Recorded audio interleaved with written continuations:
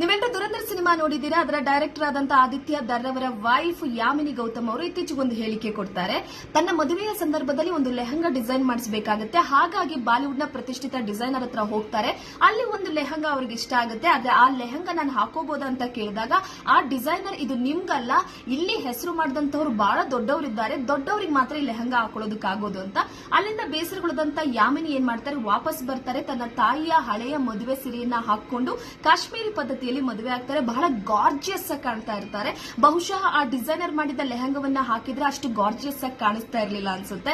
So ನೋಡಿ, ಇಬ್ರು ಕೂಡ ಹಾರ್ಡ್ ವರ್ಕ್ ಮಾಡಿ ಇಡೀ ಪ್ರಪಂಚಕ್ಕೆ ಗೊತ್ತಾಗುವಂತ ಒಂದು ಒಳ್ಳೆ ಬೆಸ್ಟ್ ಮೂವಿಯನ್ನ ಕೊಡ್ತಾರೆ. ಅದರ ಮುಖಾಂತರವಾಗಿ ಇಡೀ ಪ್ರಪಂಚದಾದ್ಯಂತ ಇವತ್ತು ಯಾಮಿನಿ ಗೌತಮ್ ಹಾಗೆ ಆದಿತ್ಯ ದರ್ ಯಾರು ಅಂತ ಕೂಡ ಗೊತ್ತಾಗಿದೆ. ಸೊ ಅವತ್ತು ಮಾಡಿದಂತ ಅವಮಾನ ಇವತ್ತು ಸನ್ಮಾನವಾಗಿದೆ ಅನ್ನೋದಕ್ಕೆ ಅವರ ಹಾರ್ಡ್ ವರ್ಕ್ ಸಾಕ್ಷಿ. ಸೊ ನಮ್ಮ ಪರಿಶ್ರಮ ಎಲ್ಲಿರುತ್ತೋ ಅಲ್ಲಿ ಪ್ರತಿಫಲ ಸಿಕ್ಕೇ ಸಿಗುತ್ತೆ.